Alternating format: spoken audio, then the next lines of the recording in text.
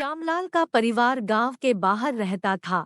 एक दिन श्यामलाल की बेटी संजना जो कि शहर में रहती थी उस दिन अपने गांव अपने माँ से मिलने को आ रही थी। गाड़ी लेट हो जाने की वजह से संजना के माता पिता बहुत चिंतित थे। उस दिन रात बहुत अंधेरी थी और बिजली भी कभी आ रही थी तो कभी कुछ देर के लिए जा रही थी। अचानक बिजली चली गई। उस रात के अंधेरे में श्यामलाल को किसी के चीखने की आवाज सुनाई देती है।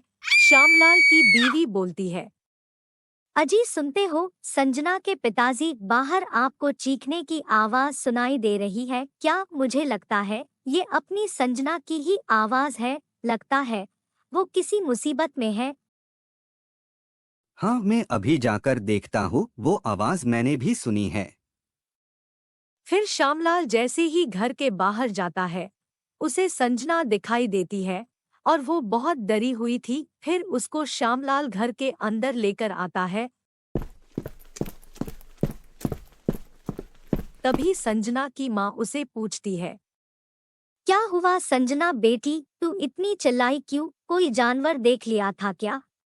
अरे नहीं माँ, जानवर नहीं, ना जाने कौन था, मेरे सारे बाल निकाल लिए और वहां से गायब हो गया और उसकी हंसी बहुत डरावनी थी। ठीक है, मैं कल सुबह सरपंच से बात करूंगा। अब सभी सो जाओ।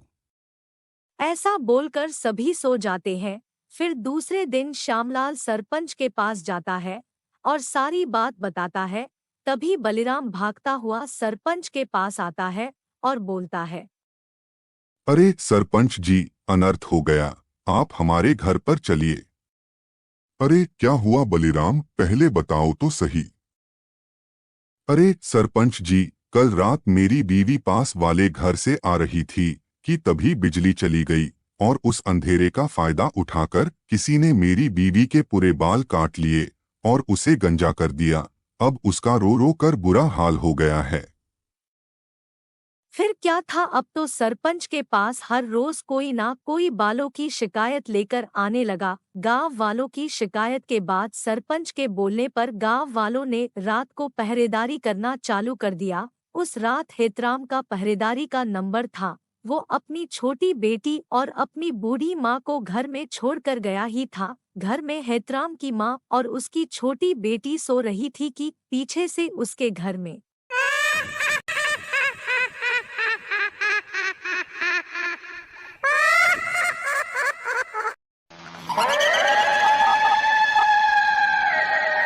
कौन है वहाँ? कौन खड़ा है? सामने आओ। मुझे भूख लगी है, मुझे बाल चाहिए। आज मैं तेरी पोती के बाल लेकर उसे गंजा कर दूंगी। देख, तू उस बच्ची को कुछ मत कर। अगर तुझे चाहिए तो मेरे बाल निकाल ले। मुझे तेरे बाल लेकर बूढ़ी नहीं बनना है। मैं बूढ़ियों के बाल नहीं लेती। अभी तो मैं स्वीट 16 हूँ।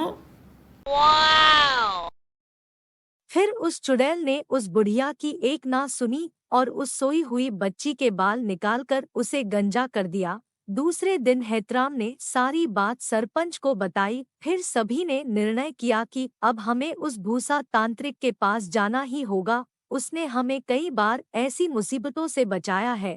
फिर सभी उस भूसा तांत्रिक के पास जाते हैं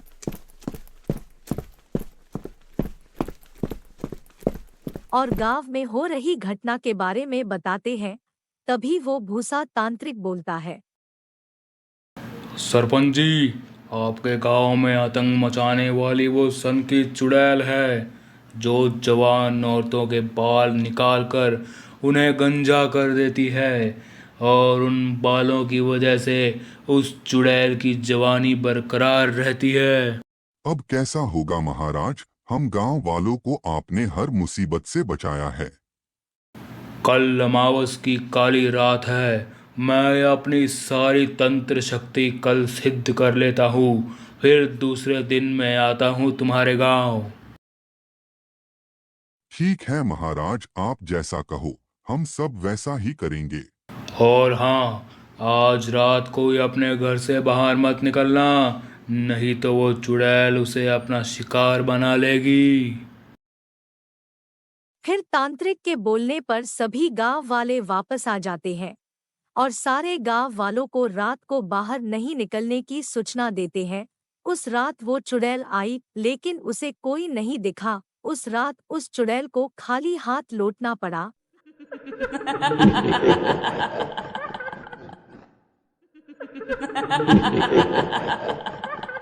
अगले दिन सरपंच के बेटे की बहू अपने गांव से लौट रही थी कि तभी उसे शाम हो गई थी। चुड़ैल से अनजान वो जैसे ही गांव में आई, तभी वो चुड़ैल उसे मिल गई और बोली, कहाँ चले जा रही हो मेरी प्रोटीन की दुकान? मेरे पास आकर मेरा ग्लो बढ़ाओ, शूटिंग वूटिंग नहीं करूँगी।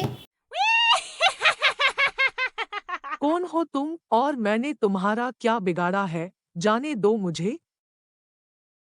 अरे पगली, मैं तुझे मारने वाली नहीं हूँ, बस तेरे पास जो बाल है वो मेरा प्रोटीन है, वो देती जा।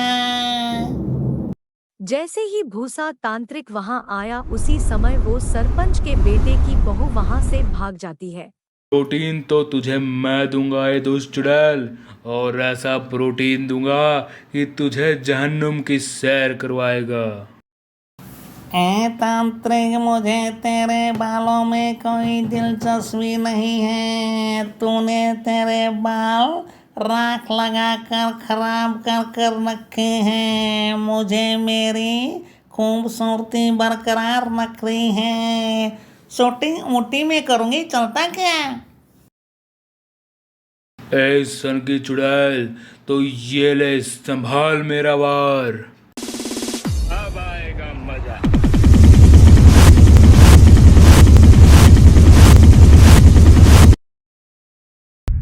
ऐसा बोलकर भूसा तांत्रिक ने जैसे अपना जादू उस चुड़ैल पर मारा, उसी समय उस चुड़ैल के बाल कटकर नीचे गिर गए और फिर उस भूसा तांत्रिक ने उस बालों में आग लगा दी, लेकिन वो चुड़ैल वहां से धुआं बनकर गायब हो गई।